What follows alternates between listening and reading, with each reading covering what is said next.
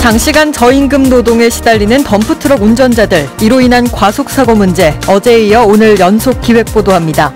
이들 운전자들은 낮은 임금도 임금이지만 자치단체의 허술한 단속 속에 제때 임금을 받지 못하는 경우가 허다합니다. 시민성금으로 북한에 부족한 농기계를 보내주자는 민간 교류 운동이 확산되고 있습니다. 순천에서 처음으로 이를 위한 운동본부가 결성됐습니다. 최근 논란이 되고 있는 5.18 당시 계엄군에 의해 자행된 성폭력 사건, 국방부가 이에 대해 사과했는데 사과 뒤 후속 조치에 관심이 높습니다. 광양시 광양읍 도시재생 활성화 계획이 전라남도로부터 최종 승인됐습니다. 한옥문화 가꾸기와 교류공간 구축 등 다양한 사업에 100억 원의 사업비가 투입됩니다. 시청자 여러분 안녕하십니까? 이어서 전남 동북권 뉴스입니다. 장시간 저임금 노동에 시달리는 덤프트럭 운전자들의 실태 어제 보도해드렸습니다. 그런데 알아보니 임금도 제때 받지 못하는 경우가 많았습니다. 최근 5년 동안 국내 건설사에서 임금을 체불한 사례만 500건이 넘는데도 단속은 제대로 이루어지지 않았습니다. 집중기획보도 조희원 기자입니다. 지난 2016년 여수 화양면 택지 개발 현장에서 일한 굴착기 운전자 4명은 아직도 대금을 지급받지 못했습니다. 소송에서 이겨 지급 판결을 받아냈지만 건설사 대표가 파산을 통보하고 잠적한 탓입니다. 건설 현장에서 임금 체불이 종종 발생하자 정부는 지난 2013년 임금 체불을 근절하기 위해 건설기계 대여금 지급 보증 제도를 도입했습니다. 건설업체가 덤프트럭과 굴착기 등 건설기계 운전자와 계약을 맺을 때 의무적으로 보증에 가입해 임금을 체불할 경우 보증기관이 대신 임금을 지급하도록 한 겁니다. 하지만 현장에서는 유명무실한 제도입니다. 여수 지역의 한 공사 현장을 찾아가 봤습니다. 의무가 아니라며 잡아떼거나 담당자가 없다며 대답을 회피합니다. 이게 지금 원청사에서 저희가 확인만 하는 거지 저희가 법적으로 못 걸리는 거 없지 않습니까? 확인하고 지금 저 담당도 없고 하니까. 다른 곳도 마찬가지입니다. 취재진이 여수의 공사 현장 3곳을 돌아본 결과 보증서를 쓰고 일하는 운전자는 만날 수 없었습니다. 하지만 운전자들이 보증서를 써달라고 직접 요구하기는 어려운 상황입니다. 다 돼서 안 해준데 우리가 무슨지 우리가 와서 날마다 가지고 해주시오 그러면 그 건설사에서 귀찮으니까 그래도 보지 마라 그러면 우리는 나간다. 결국 보증제도 이행 여부를 관리 감독할 책임이 있는 지자체가 적극적으로 나서줘야 하는데 사실상 손을 놓고 있습니다. 현기적으로 처분하는데 그게 현명한 안내가 되는지 잘 모르겠습니다. 저는. 노동단체가 현장을 적발해 알려줘도 대부분 처분까지 이어지지는 않습니다.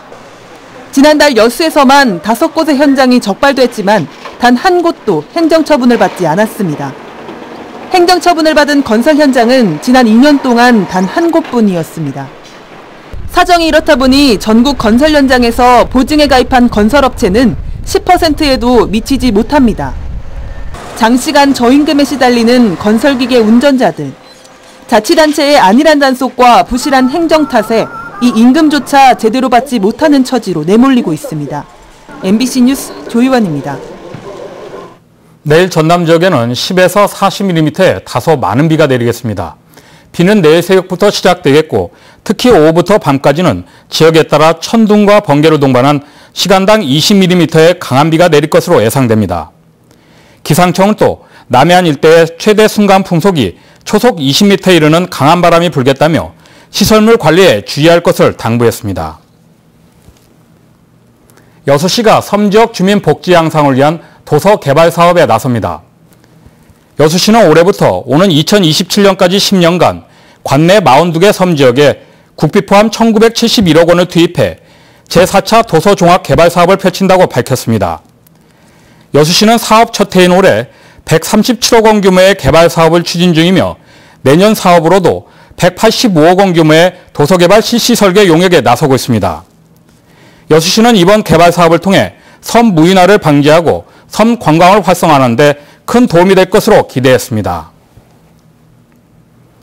광양시 광양읍 도시재생 활성화 계획이 전라남도로부터 최종 승인됐습니다. 광양시는 광양읍 도시재생 지역 84만 제곱미터에 대한 활성화 계획이 전라남도로부터 최종 승인을 받음에 따라 도시재생 사업 추진에 본격적으로 나설 수 있게 됐습니다. 이에 따라 광양시는 광양읍 골목과 한옥문화 가꾸기는 물론 교육 공간 구축 등 4개 사업 목표를 설정하고 오는 2020년까지 국비 50억 원을 포함해 모두 100억 원의 사업비를 투입할 계획입니다. 통일 트랙터 품앗이라고 들어보셨습니까? 시민성금으로 북한에 트랙터를 보내 민간 교류와 협력의 장을 마련하자는 건데요. 지역 시군 단위에서는 처음으로 순천에서 운동본부가 결성돼 사업이 가시화되고 있습니다. 박광수 기자가 보도합니다. 도심 복판에 나타난 60마력급 대형 트랙터 주변에서 환호가 터져나옵니다. 국민들의 성금으로 북한에 농기계를 보내 남북 민간 협력의 첫 장을 만들자는 시민운동. 이른바 통일 트랙터 품앗이의 첫 결실입니다. 통일 트랙터 만세! 만세! 통합 통일 만세! 만세! 통일 트랙터는 전국 농민회 총연맹이 북한의 농업근로자 동맹과 의기투합해 민간 차원의 첫 남북 교류 협력 사업 모델로 지난달 초 구체화됐습니다. 농기계가 부족한 북한에 트랙터 100대를 보내 제2의 소대 방북을 실현하자는 취지입니다. 기초지자체로는 전국에서 처음으로 결성된 순천운동본부에는 농업인 단체는 물론 40여 시민단체가 함께해 남북 민간협력 사업에 대한 뜨거운 관심을 반영했습니다. 사람이 오가고 물자와 정보가 오가는 전면교류의 시대를 통일 트랙터로 열어나갈 것이다.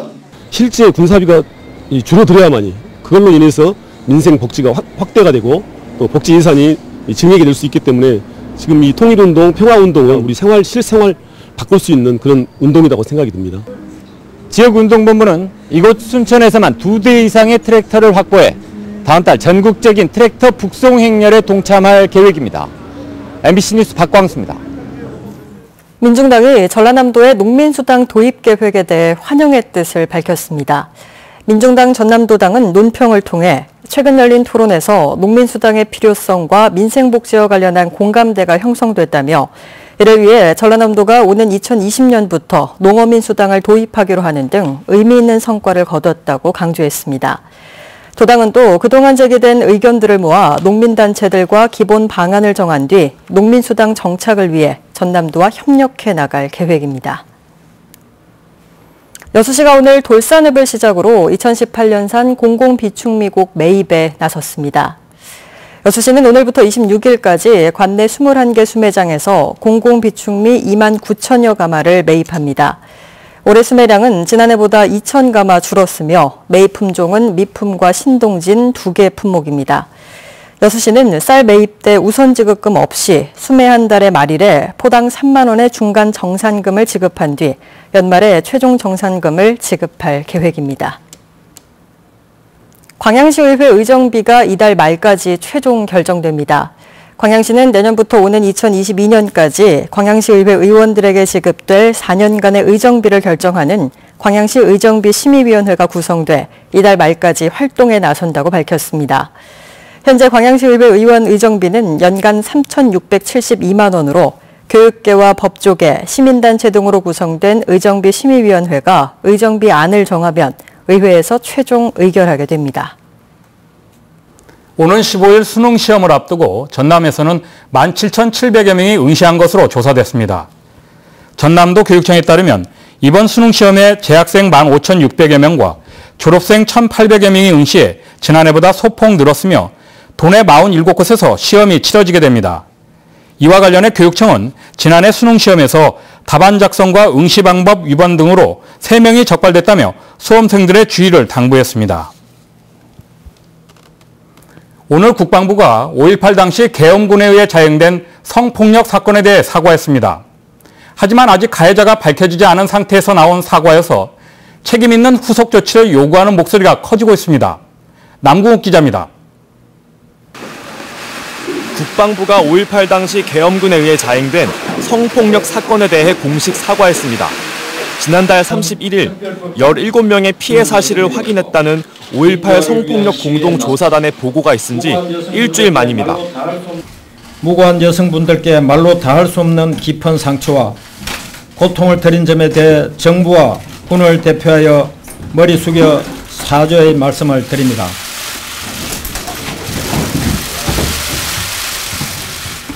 정경도 장관은 아직 드러나지 않은 가해자를 찾는데 국방부가 적극 협조하겠다고도 했습니다.